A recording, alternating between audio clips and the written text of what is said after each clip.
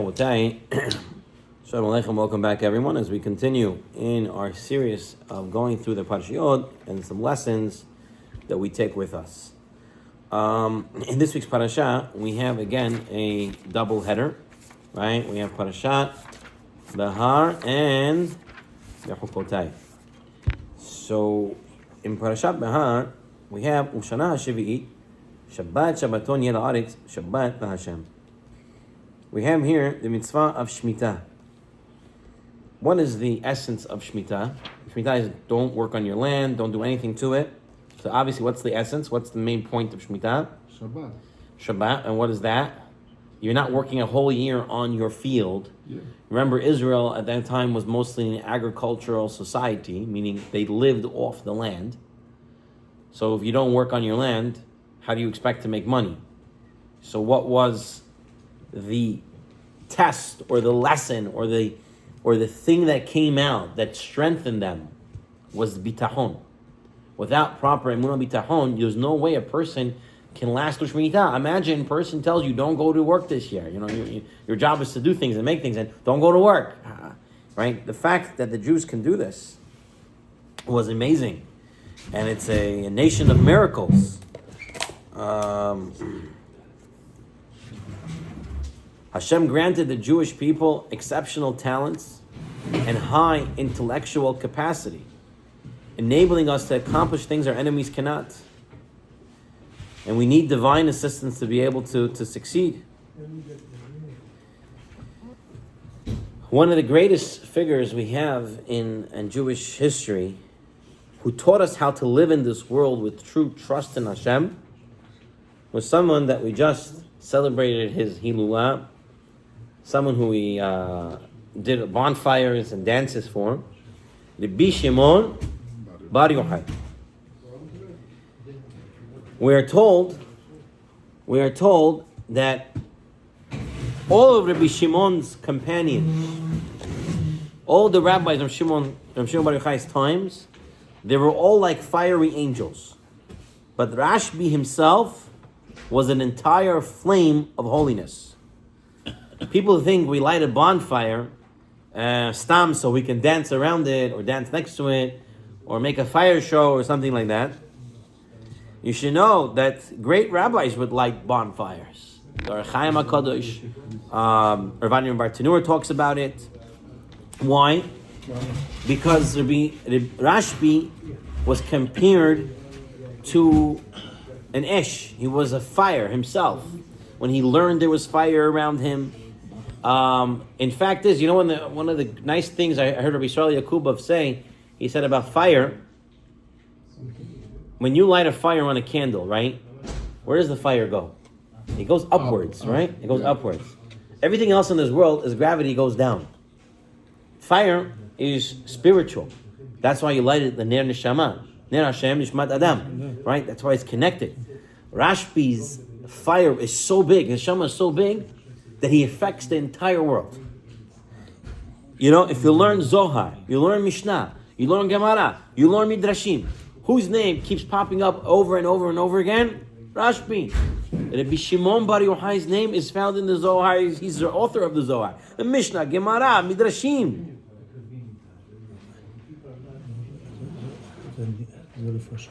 Yes. So Hashem, this Shir is going to be L'Rufat Shlema Yisrael ben Yeshua. Shehav Refuah B'Karov. Why don't we say Bar Yochai and Mar in Shabbat? You're saying after Arvit? The Temanim, they have a... We say the whole year, but the Sfardim said only... No, Omer. The true Sfardim, then they're known to sing it on Friday night at home. To Shimon bar Yochai every Friday night. I know that. Take out all the Sephardic songbooks, and in there it says, Friday night, sing Rabbi Shimon bar Yochai. Only Kol HaSfira or only... Kol HaShana. Kol HaShana? Kol HaShana. It's the first song in most Sephardic songbooks. First song for Friday night is Rabbi Shimon bar Yochai. People do, people don't do it. I don't know, but that's... You do it in the show. In the shul. Very nice. And people pay money to sing it? Yeah. All right. Come here, I'll give them a discount. Let's talk a little bit about Rashbi. There is a sefer, Nahalat Avot, and in the sefer, this is Rabbi Reuben Elbaz brings the sefer, and he brings about the wondrous birth of Rashbi. How Rabbi Shimon bar Yochai, how his parents had him. Listen to this, Rabotai. Rabbi Shimon's father was Yochai, right? According to this sefer, Rabbi Shimon bar Yochai's father was close to the Roman authorities. The Romans loved his father. He was also very wealthy. He was married to a woman named Sarah. And they were living together 1 year, 2 year, 3 year, 4 year, 5, 6, 7 years. No kids. No baby. No children. Yochai was getting worried. We get married, Pru'urvu, supposed to have children. 10 years. Okay, but he's already at year 7, you know. What to do? We usually go to 10. He's planning ahead. If 7 years already, nothing, he's thinking what to do. He started talking. He started asking Rabbanim. He started asking his friends, what should he do? Should I wait? Should I not? Should I do? What needs to happen? Divorce. Sarah hears about this. And she really likes Yochai, and she doesn't want to get divorced. So she starts praying to HaKadosh Baruch Hu that her husband should not divorce her. It was the night of Rosh Hashanah. That night, the story goes, Yochai had a dream. He saw himself in a garden of trees. Some were very lush and green, they were full. And some were dry and barren. There was nothing on them. And Yochai, in his dream, goes over to one of the dry trees. He leans against it. And suddenly an angel comes. And this is the angel who's watering all the trees in the orchard. And he comes to this dry tree that Yochai is leaning on. He draws a special flask from his robe. The angel takes a special flask. And he pours all the water from that flask onto that tree. And within moments, the tree started to blossom. Yochai wakes up and he's feeling good. He starts to think, maybe this is about my wife. She was dry, barren, nothing there. And all of a sudden there was. He goes b'simcha to shul. Rosh Hashanah morning. He hears the shofar, Musaf. He comes back home b'simcha. And his wife sees him. And she says, are you happy because of the dream you saw last night? So he says, how do you know I had a dream? She says, because I'm also happy and I also had a dream last night. So it must be we had the same dream. So they compared notes. But how did she know he had a dream? He was happy, she was happy. She said, you wasn't happy because you had a dream. So I was happy also because I had a dream. So they compared notes and they saw it was the exact same dream. So they go, who are they going to go to? They have question about this dream interpretation. Who is his Rabbi? He goes to Rabbi Akiva. So he goes to Rabbi Akiva, and they both tell Rabbi Akiva what their dream was. When Rabbi Akiva heard their story, he rejoiced and he said, it would soon be fulfilled by this time next year, by next Rosh Hashanah, Sarah will bear a son. Yochai asked, in the dream I saw this angel, he had a watering flower pot, right, to water the trees. But when he came to this tree, he took out a special flask and he dumped the whole thing on this tree. What was that special flask? Why would... So Rabbi Akiva said, that flask was all the tears that your wife was davening to have a baby. They were all collected in that flask. The angel came and put it all on that tree, which represented your wife. And now, you will have a baby, Bezat Hashem, really cool, very, very soon. Indeed, They had one. they had. Oh, okay. They had a baby boy. They had Rabbi Shimon. Rabbi Akiva said, name him Shimon. Why? What does Shimon mean? Right? That Hashem heard your prayers. And they called him Rabbi Shimon bar Yochai. So that is the origin story. The only one? After more children? That I don't know. I only can tell you what the Sefer says. No, I don't know. Does he have I brother? don't think so, but No brother, no sister. not to my knowledge. So Shimon Bar Yochai and his father, they had the same rabbi, Rabbi Akiva. Yep. So he's Bar Chai, what is it? Chai, what is it? Yochai. Yochai. He died with this 24,000. I didn't say that.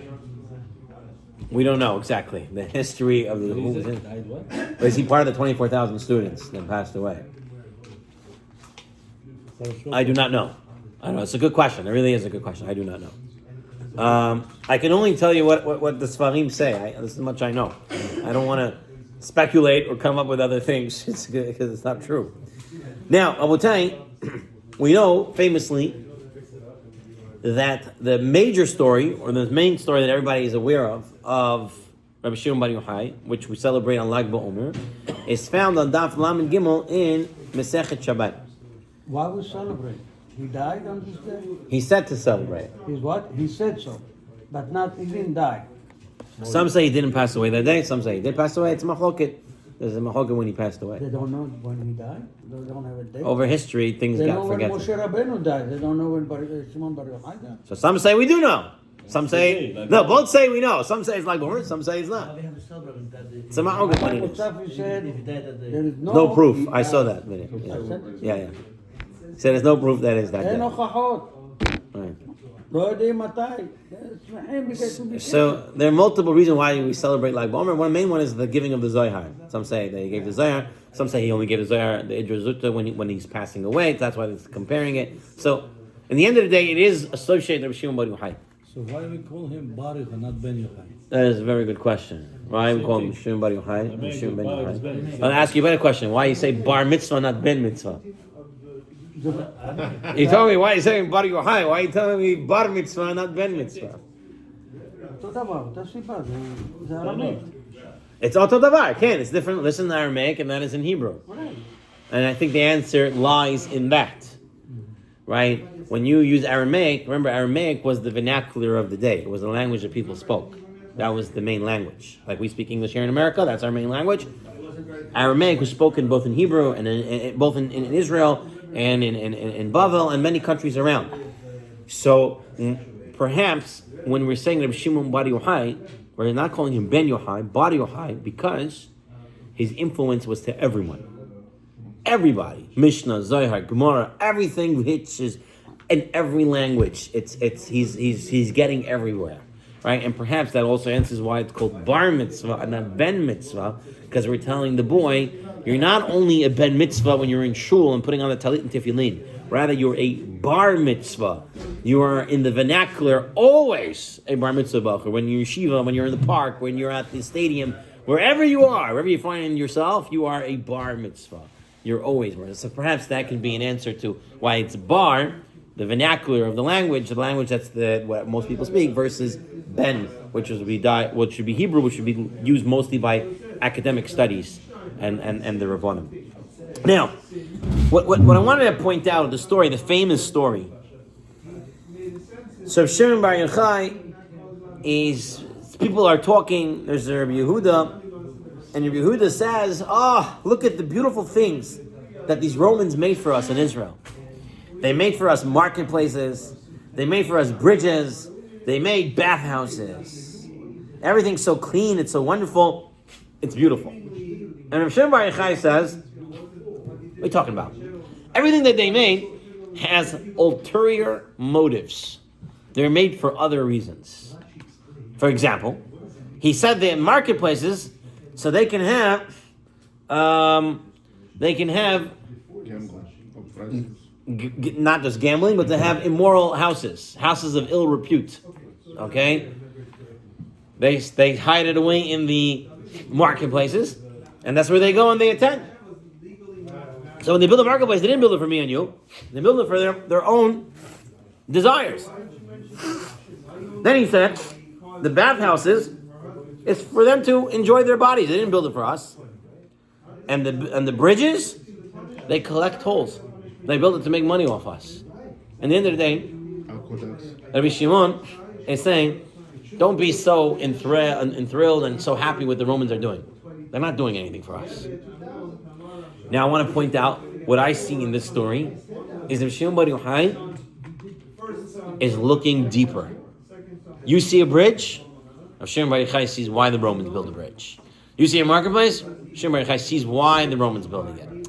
He's looking one step deeper. I'll try to point out why and where this goes. Now, obviously, the story goes, everyone knows, Yehuda ben Gerim, he was there, he heard it, he spoke around about it, the Romans heard about it, they said, how dare you let the truth come out, we're going to kill your Shimon Bar Yochai. So Shimon Bar Yochai and his son, they go, they hide in a shul, they hide in the Bet Midrash, they hear that the Romans are looking for them more, the wife was bringing them some food, they realize that if the wife is going to be found, she's going to get tortured, she might give away their location. So Shimon Bar Yochai and Elazar Beno, they go and they hide in a cave. They're in a cave, and they're learning Torah for 12 years. Everyone knows famously they had to have their clothing for tefillah, and they didn't want to ruin it. Clothing don't last, so they used to learn Torah while buried in the sand. Okay? You can learn Torah as long as you're covered. To daven, you have to be in proper clothing. They had outside the cave was a stream of water, and there was a tree. It was, what type of tree was it? No. It's called in English a carob tree. Okay? In Yiddish it's called boxer. You've seen it sometime in Tu B'Shvat. In Hebrew? I'm not, Cheruv? Charuvim. Okay. It's very hard. When it's dried, it's hard. So that's what they had. That's the one, Looks... it looks like a banana. Yes, but right, mash. correct. That's the one. Oh. Harub. Right. Interestingly, there is a source, the Shevet Musar, Rabbi Eliyahu HaKohen of Izmir, who said that on Shabbat, that tree turned into a tamar tree, turned into a date tree. Why?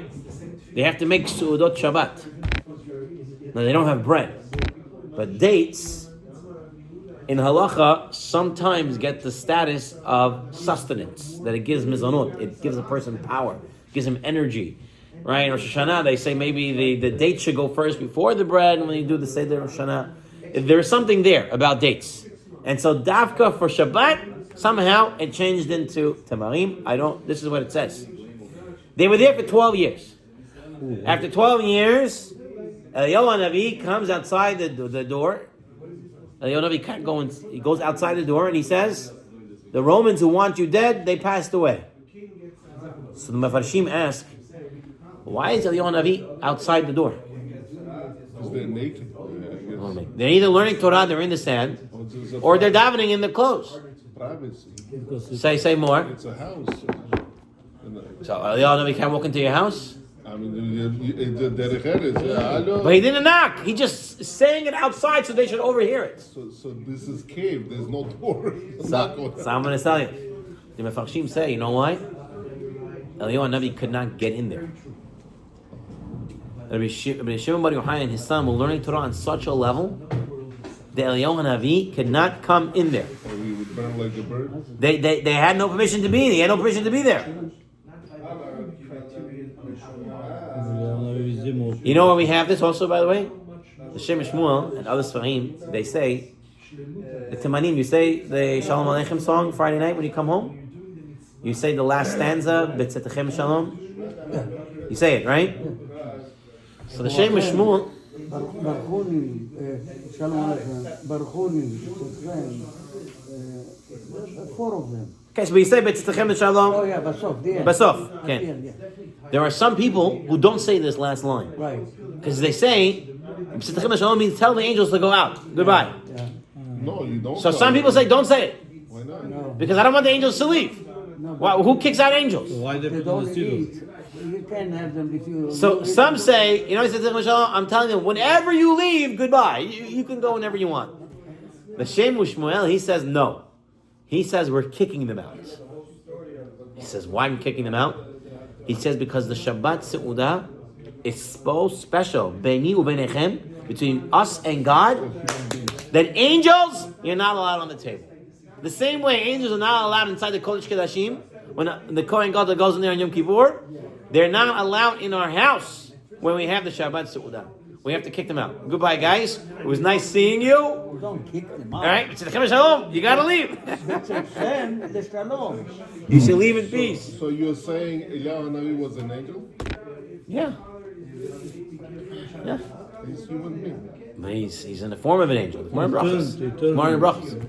So, anyway, so Eliyahu Navi did not have permission to go into that cave. Just interesting idea of that. Now, Rabbi Shimon, Rabbi Elazar, they come out. They see people working. They're fixing their fields and other stuff like that. What happens? Laser eyes, or whatever you want to say. They looked at them. He was upset. And he burned the fields, burned the people. Hashem said, go back. Now, why were they upset? Why were they upset? Because they're not a Betul Torah. Very good. Rabbi Shimon, Rabbi Elazar, they say, you guys are not looking deeper. You're working on your field. You don't realize that today you're here, tomorrow you're gone. What's going to be all them about? Where's your Torah? Guys, look deeper. They weren't looking deeper. And Rabbi Shimon was so Kodesh, Rabbi was so Kodesh that, unfortunately, the side effects, and he killed them. And HaKadosh Baruch Hu says, Alo, what are you guys doing? You're coming out to destroy my world? Go back inside the cave. By the way, they are very good for, Now, for they're inside. Hamas, Hezbollah. Yeah, right? Now they go back into the cave. No. Listen, Hezbollah, these people, are purposely set for Hashem to put you, to direct you. Now, they're inside the cave. They go back to the cave. Okay? They're there for 1 year. What's the significance of 1 year? So someone is saying, how long does a person stay in Gehenna? Oh. A year. So I want to say they're getting punished for killing those people. They're there for a year. Now they're there for a year. And after a year, they come out. And they're looking around. Rabbi Elazar is looking. And he's killing the people. He's burning things up. Still. And Shimon Bar Yochai is bringing people back to life. And he's fixing everything that his son burns. That's the story. Now here's my question to you. This all happened because they were in the cave for 12 years. So how going back into the cave for another year was going to help anything? And why is it that Rabbi Shimon Bar Yochai, he's changed, and Rabbi Elazar didn't? Possibly. Well, let's see what happens next. The story goes, they see Erev Shabbat, right before nighttime, there is an old Jewish man running with 2 bundles of hadassim. What? Hadassim. Like, you know, we bring flowers, bouquets. So back in the day, they brought hadassim. Ben Yochai actually says a person should get 2 hadassim every Friday and walk around the table twice, I believe he says. Where are we going to get So hadassim? people sell it. People you can get. Today? Without, Yeah, there are places. I understand in Israel they grow back and I know in Borough Park you were able to get it. I don't know in 5 towns, but Everywhere. The word is Gadar High. The houses, yes. Oh, no. gardens and stuff like those that. are hedges. No, those Huh? Okay, now listen. Hadassim, Mamash Hadas. They see this guy, and he's carrying these 2 bundles of hadassim, and they tell him, Mahi, what are you doing? What's these 2 hadassim? Where are you running? He says, what do you mean? These are for Shabbat. This is the Kavod Shabbat. So Rabbi Shimon Bar Yochai and his son says, so why do you need 2? 1 is enough. The Kavod Shabbat. How many flower bouquets do you need? He says, what do you mean? Shabbat, the Torah tells us, Zachor et Yom HaShabbat, V'shamor et Yom HaShabbat. You should remember the day, and you should watch the day. Zachor v'shamor b'dibur echad. We have to have 2, 1 for Zachor and 1 for Shamor. And after that story, Rabbi Elazar is not killing anybody anymore. And I think the answer is in the story. In the story of why they changed. You see, Rabbi Shimon Bar Yochai was always looking deeper. Right? Rabbi Shimon Bar Yochai saw the bathhouses, he said they were using it for themselves. They saw the bridges for themselves. Rabbi Shimon Bar Yochai, when he came out of the cave the first time, he was still looking deeper. He said, you guys, you're spending time in this world instead of preparing for the next world. Look deeper. But then he went back inside the cave. He said, Hashem sent us back for a year. Gehinam. You know what? I didn't look deep enough. You have to dig deeper. How? The story of this old man. It looks like he's doing something simple. Nothing. Hadassim. But he asks a question. What are you doing? Tell me more. Give me your deeper reasoning. And what does he say? Look at these Jews. How special the mitzvahs are to them. You have to dig deeper. Don't just say they're wasting time. What are they doing? They're working so they can have money for Torah. They're doing this. You have to look further into the story. And he says that to Rabbi Elazar ben Noah. He tells it to Rabbi Elazar ben Shimon, ben Rabbi Shimon, and he says, look, you gotta ask questions. You gotta look deeper. You gotta see what's behind it. I'm gonna give you one more story where this idea of looking deeper plays a huge role. We said it briefly on Lag BaOmer night, but I'll say it again. It's a famous story. The Midrash tells us that there was this couple married for 10 years, no children. To go to Rav Shimon bar Yochai, they say, we want a divorce so we can get married and have children. Get remarried and have children. Maybe we'll try our luck with somebody else. What did Rav Shimon bar Yochai tell them? You can only get divorced if you make a party just like it was on the day of your wedding. You have to have a divorce party. Okay? It was really weird. No one does divorce parties, but they listened to their rabbi. They went and they made a divorce party. They made huge. Elijah, wherever you want to make it. I think it was in their house. Most times they would do parties in their yards and stuff. So anyway, he's there and he's drinking. You know, the rabbi said, drinking and having fun, having a good time. And he turns to his wife, or soon-to-be ex-wife, and he tells them, this husband says, whatever you want from my house to take with you, take it. Yeah, take it back to your father home. Whatever you want. The most expensive thing. So the story goes, he drinks, he gets drunk, he falls asleep.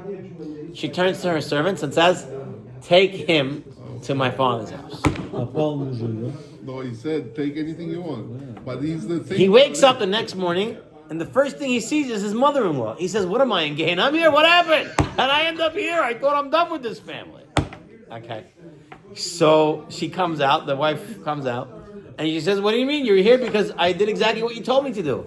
He says, what did I tell you to do? You said I should take anything. The most important, anything that I want, the most chashuv thing, I took you. You're the most important thing that I want. But after he gave her a get? Didn't give it yet. They're going to give the get after this.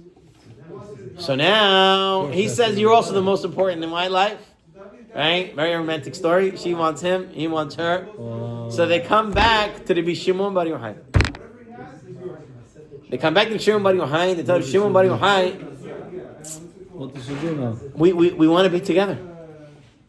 And Shimon bar Yochai says, if that's the case, I'm going to give you bracha. You should have a baby boy. So everyone's questions, like Avner says. No, because they had to Do it before that. So hold on. So let me take a take on it. So the Rabbi asks the right question. He says, why did Shimon bar Yochai not right away give them a bracha? Why make them go through this whole thing? So I'll give you two answers. We'll give you first, and I think really both the same, just how you look at it. The Baal Tanya gives a very, very important answer. The Baal Tanya tells us the first Lubavitch Rebbe. He says, the Gemara in Saita tells us there are two ways a person can find his partner. One is the first zug, the first partner is a bat kol comes out 40 days before, right, and says bat plonim leploni, this person's daughter for that person.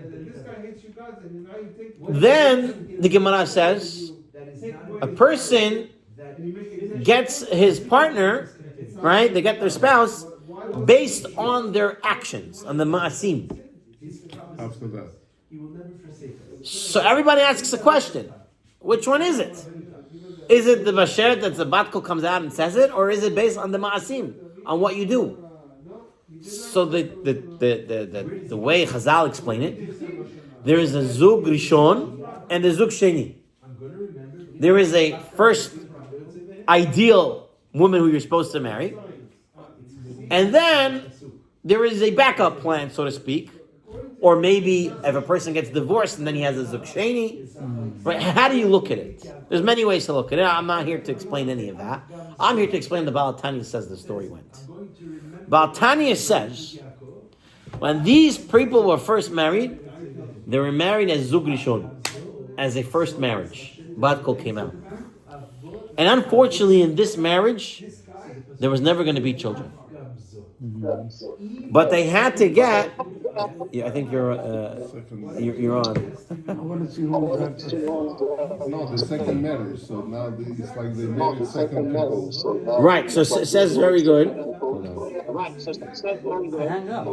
No, it's still on there. I'm gonna shut the mute. Okay. Okay. Yeah, we're good. I got it on mute.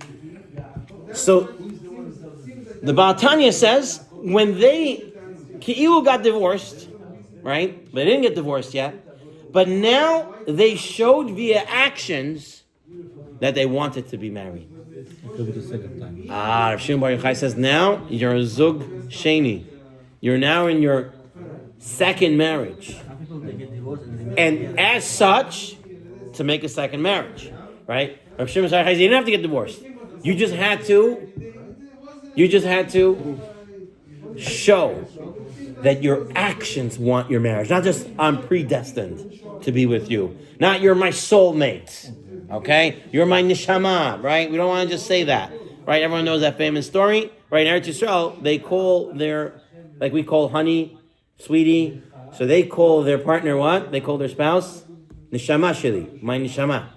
That's the language they use. Everyone knows the famous story. The Malach HaMavet. Can we go to douchen? Right. So everyone knows that the angel of death shows up, and the man wakes up, and the angel of death says, "I'm here for you. I'm here to take you." Take my wife. The angel of death says, "I'm here for your neshama." He says, "You here for my neshama?" Oh, no, this is my neshama.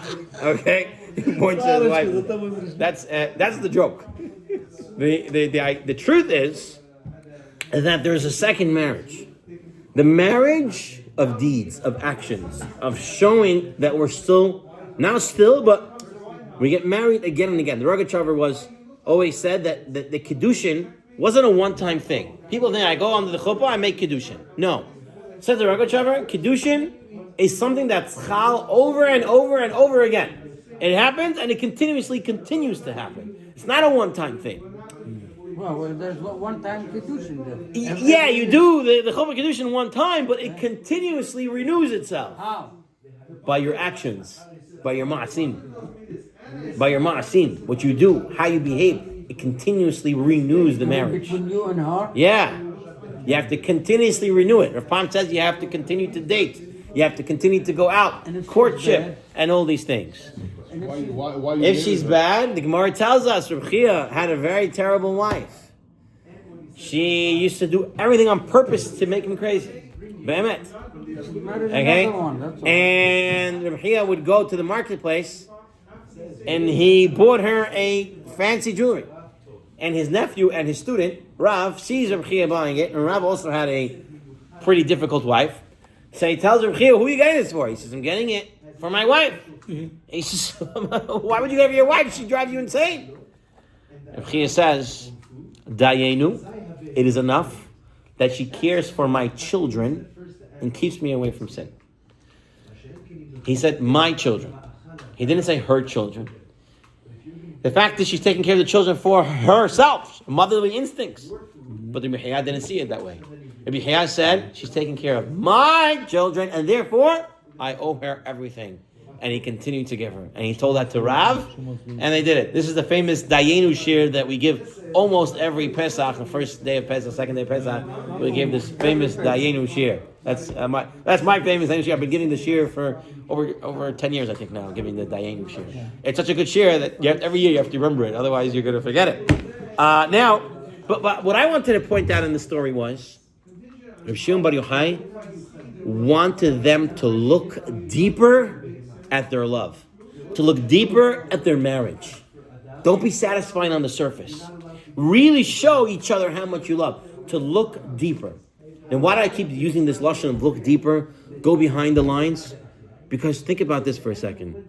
Rabbi Shimon Bar Yochai gives the world which sefer? The Zohar. What's the Zohar? What's Kabbalah? In essence, what is it? Abstract. It's deeper knowledge. It's deeper understanding. It's secrets. Rabbi Shimon Bar Yochai's whole life was looking beneath the surface. Look deeper. Look further in. Don't be satisfied with the mirage you see in front of you. What is really there? How are people really functioning? It's not what they understand the Zohar. Exactly. Not an easy book, It's not. you know. You have to be deep into it. You have to go really in there. Maven Yovin, right? The person who knows. He has to get deep into it. We know that Rabbi Pinchas ben Yair was the father-in-law of Rabbi Shimon Bar Yochai. What's Rabbi Pinchas ben Yair famously known for? What is one of the things he's famously known for, Rabbi Pinchas ben Yair? There is a Gemara in Chulin. There's actually today's daf, I believe, in the daf Yomi, that tells us the story of Pinchas ben Yair. There's also a Gemara in Yerushalmi in Demai that also has the same story. Pinchas ben Yair had a donkey. They gave the donkey food, and the donkey would not eat it. What kind of food? Oh, what kind of food? So they're trying to figure out what it is. What's wrong with the food? They gave very good food. Oh, Maaser. Maaser wasn't given off. I remember. And the donkey doesn't eat it. Maaser wasn't taken off. This is Pinchas ben Yair's donkey. The father-in-law of Shimon Bar Yochai. Now Shimon Bar Yochai's father-in-law finds out he's out. So he says, come, I'm going to take you to the bathhouse. You didn't take a shower properly in the past 13 years. And as he takes him there, he starts taking off his clothing. What does he see? Cracks. Cracks in his skin. Sitting in the sand for a long time, Rabbi Shimon Bar Yochai's skin is cracked because he's sitting in the sand every day for hours on end. And Pinchas ben Yair says, Oy vey, I see you in such a state that you have cracks in your body. And Rabbi Shimon Bar Yochai says, Ashrechem, that you see me with cracks in my body.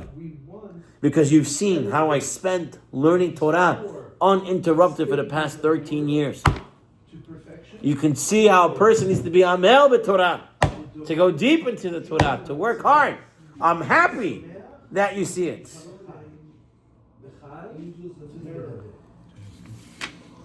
There's a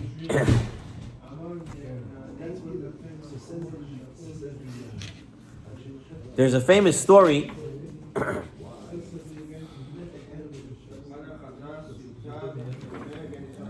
that's told over. At one point, the Romans, at many points, but at one point, they made a gezerah against the Jewish people. No more milah, no more mikvah, no more Shabbat. They wanted to make this in the Senate. They were going to pass it, resolutions. So what happened?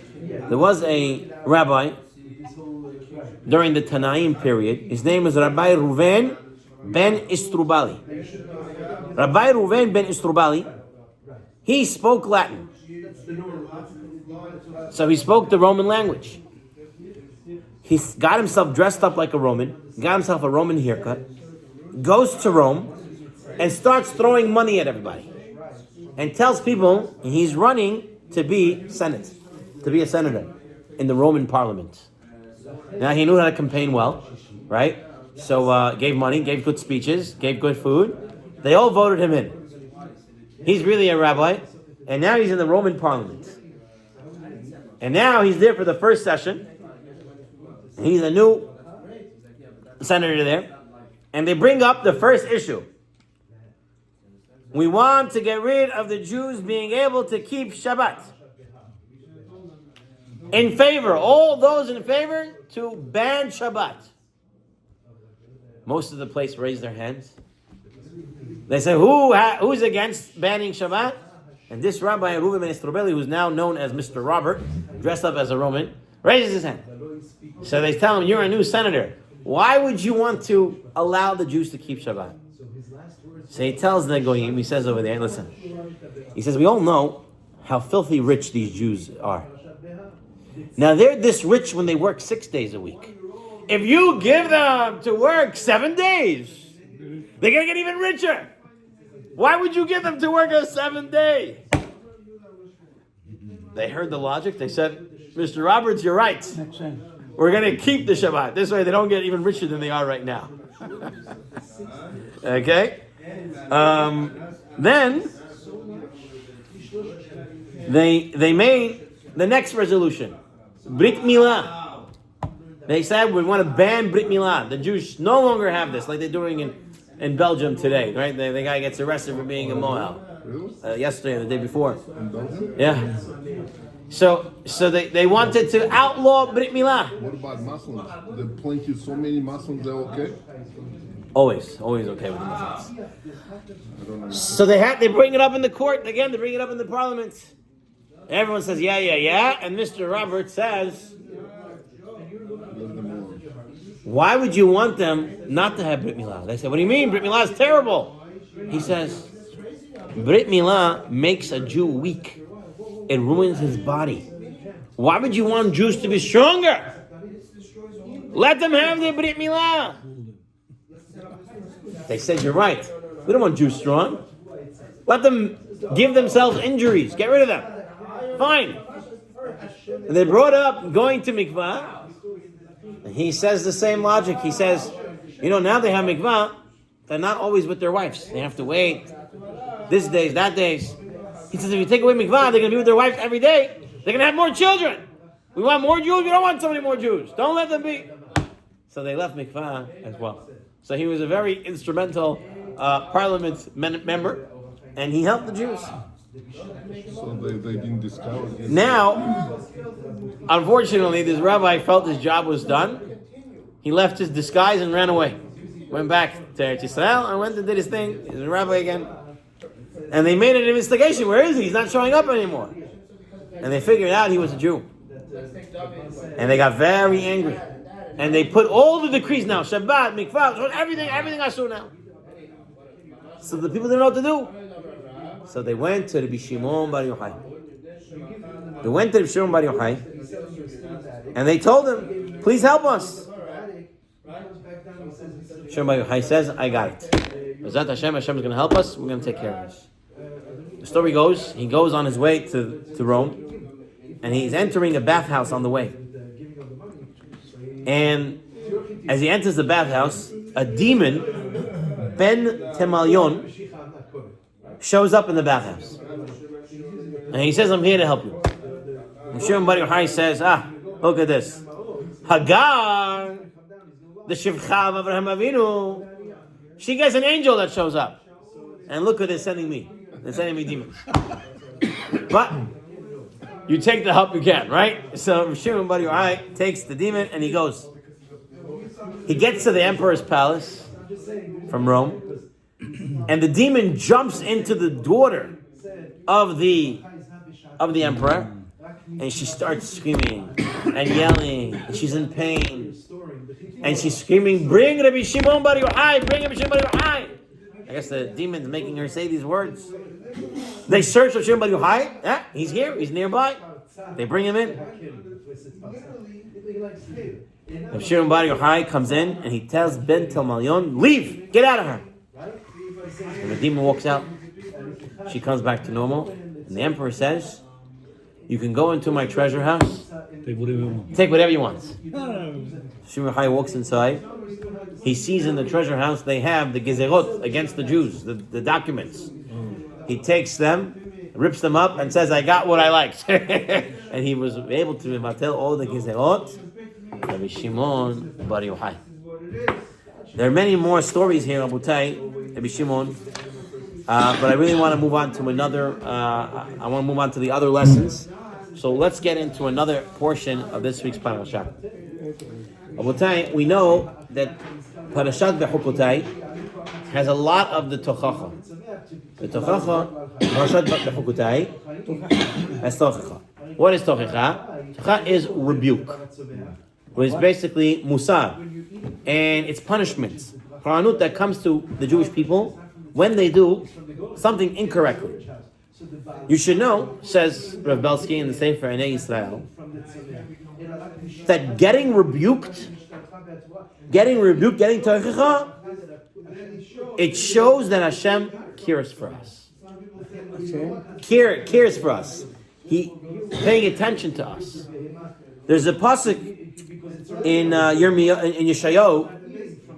The pasuk says, "Amat tachu od tosifu Sarah." If I'm reading this correctly, what is the use of striking you? You will continue rebelling. The Navi Yeshayahu tells the Jewish people, "Why should I punish you? Even if I punish you, it won't help." You know, when you give up on the child, or you give up, because you never should give up on anybody, but if you give up on them, that's it. I'm not telling him anything. I'm not going to show him. When HaKadosh Baruch Hu is giving us punishments, whether it be Hezbollah, whether it be Hamas, whether it be the IRGC from Iran, you should know that it's Hashem giving us tochacha, and He's loving us, and He wants us to change. You know, if HaKadosh Baruch Hu wanted us dead completely, it would have happened a long time ago. In 2 seconds. They had nuclear bombs, had everything, this, that. Everything could have happened. Not this year, could have happened years ago, it happened many times. HaKadosh Baruch Hu does not want us to be gone. He wants us to stay. He wants us to change. So He gives us to Hashem loves us. He cares for us. He keeps talking to us. Yeah, people are still dying. People say Hashem's not talking. No, Hashem is talking. He's talking. He's giving us Yisurim. He's giving us pain. Through His blood. But we have to realize it. And instead, we don't realize the pain. We're blaming it. Oh, they didn't know. They didn't know. Why didn't they go first? Why didn't they go last? I'm not saying you don't have to fight them. That you have to do. That you have to do. What I'm saying is the Yisurim. Right? He doesn't like my pirate stance. But that's the truth. That's the way Rabbanim would see it. You have to fight, and you have to realize what's going on. Unfortunately, the language of suffering is very hard language to understand. When a person is going through Yisurim, he doesn't understand Hashem's talking to him. You know, Eov had a lot of Yisurim, and he had 2 questions. He said, "Why doesn't Hashem talk? Why is He giving Yisurim? Tell me." And then he wants to know why there's so much suffering in the world. 3 of his friends come, none of them can give him an answer. Finally, the 4th friend, Elihu, comes, and he tells Eov, "I'm going to tell you." He says, "Hashem is talking to you through your pain. And that's why there's pain." We should realize that every challenging situation is HaKadosh Baruch Hu talking to us. That's right. There is communication from Hashem when a challenge, a difficult situation, a pain, whatever, it's Hashem talking to us. If you love your child, don't spare the rod. Very good. And therefore, our job is to contemplate the tochacha. What is Hashem saying to me? What do I need to change? What do I have to do? And don't think what he has to change, or what he has to change, or what she has to change. Think what you have to change. And if you're not sure, good. Go to your Rabbi. Go to your Rabbi. Go to your Rav. Ask a question. Figure it out. We have to realize that Kadosh Baruch Hu is talking to us. It takes a lot of bitachon to realize that Kadosh Baruch Hu is talking to us even when we're having pain. So now we talk a little about techacha. I want to talk about, because a lot of people, there's a mitzvah earlier in Sefer Vayikra. We had a mitzvah that the mitzvah said, you have to give rebuke to your friend, to your member of your nation. And a lot of people love to give rebuke. This is the mitzvah they like. Right? I want to give rebuke. I'll tell everybody what they're doing wrong. So this is an hour block. Let us look at some of the criteria of giving rebuke. Number 1, says Rashi, that when giving rebuke, tochacha, if I'm telling somebody you're doing something wrong, how do you have to do it? Says Rashi, you have to avoid embarrassing the person in public. You don't do it in public. You give tochacha in a manner that's not humiliating. Privately. But Privately. juicy in public. But that's the, It's so very that juicy. you're not doing Tachal Hashem Shemaim. You're doing it to make them want to make craziness, to bring up. What else is there? That's not how Techacha is. Techacha has to be given in a non-embarrassing way. You know, like I remember when I was younger, and I was I'm not saying it's Techacha, but someone wanted to guide me in the right way. So there was 2 times. One time, much more than 2 times, but I'll give you 2 scenarios. I was reading as the Baal Tefillah, and obviously, young boys, we make mistakes. One rabbi, after the Tefillah, comes over. Oh, you don't know how to read. This like this, that like this. If you don't finish, you're not coming back up here. Okay? It was very embarrassing in front of the whole shul. Okay? Another time, it was the rabbi said to me, oh, come here, I want to tell you, you have such a beautiful voice. It was so nice. It was so good. You know, if you would just work a little bit on this and that, and he pointed out a few of the words, all right, it will be so much nicer. Like Shevach does. All right, like Rabbi Shevach does. Also, he does beautifully. And but that's the way to do it. I tell you. Why are you sitting in my chair? Right? Who gave me? Who gave? Is this for me? Is for me? Yeah.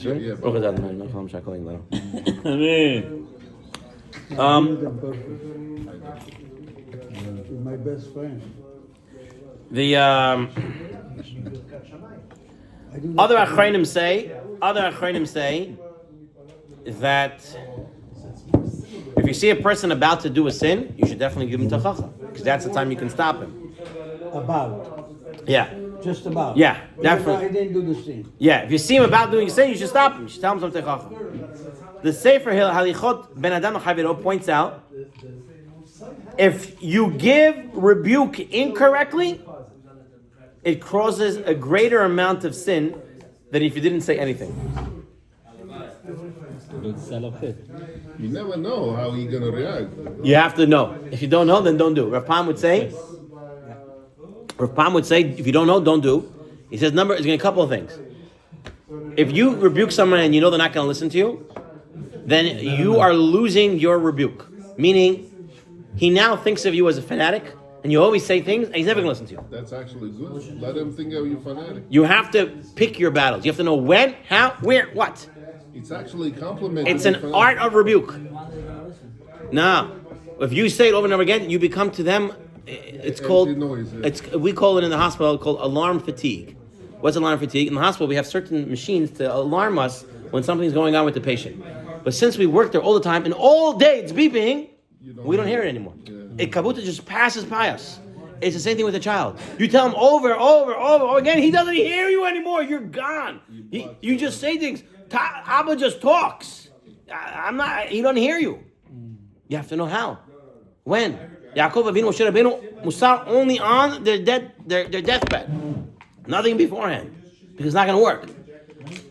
They gave Techacha, or Yaakov Avinu told Shimon and Levi on his deathbed, he told him you did wrong. Till then he didn't say nothing, because it's not going to work. I'm not saying to wait till your deathbed, but what I'm saying is you have to figure out a way it's going to work. And therefore don't pick on every little thing the kid does, because you're not getting anywhere with him. Just ignore it. He's going to ignore you completely. How you do? Certain things you have to let slide, and the big things you have to say, hello. I let that, and that, but this is a red line. Okay? Now you're going to keep him in the Ramka. Sometimes it comes blood to your head. And you go, That's the time not to give rebuke. That's the time not to give rebuke. If it's coming from via anger, by the way, I'm talking to myself too. It's very hard. But the Chachamim say that's the time not to give rebuke. If you're coming with anger, that's not rebuke. That's anger. That's anger, and anger is never helpful. Right? Anger is like a thunder. It quiets everybody's down for the second, and then the thunder passes, and they do whatever they want. Chinuch, changing, requires calmness, requires teaching. With love. It's very different. The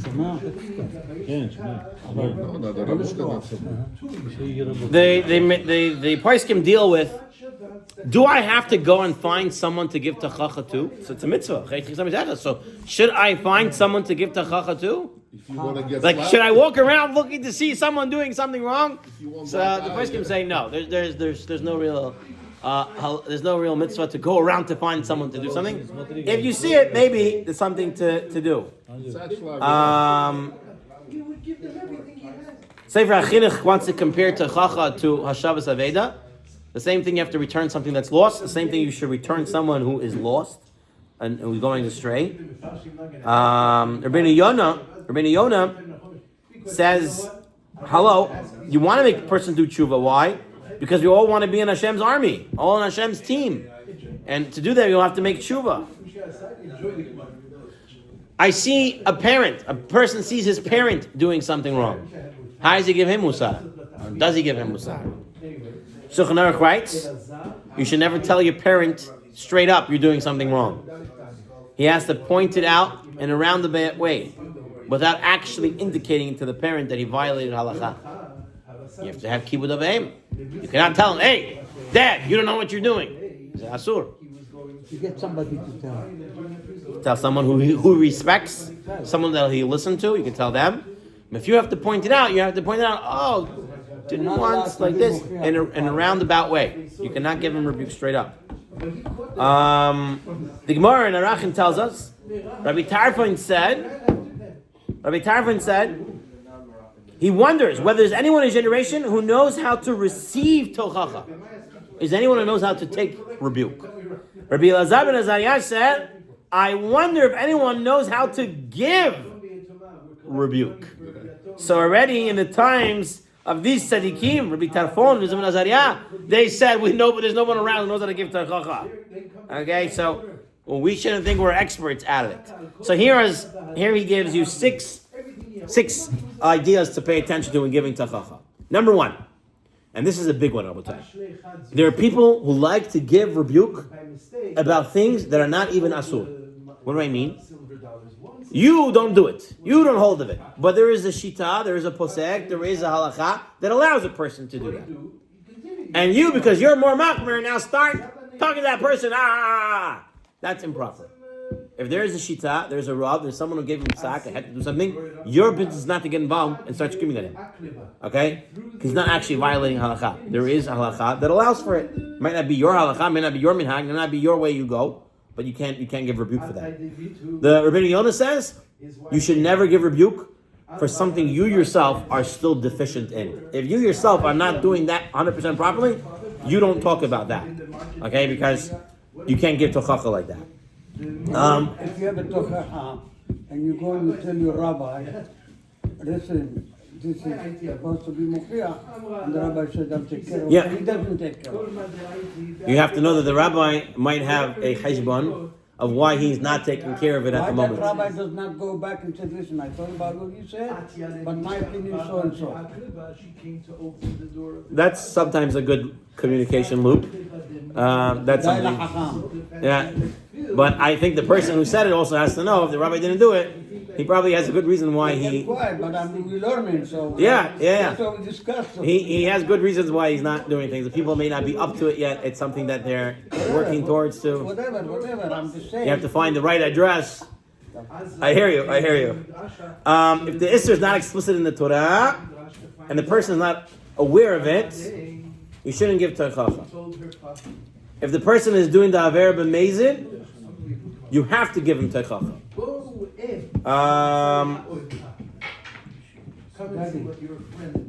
If a person is not really religious and he's doing Averot, do you have to give him Tochacha?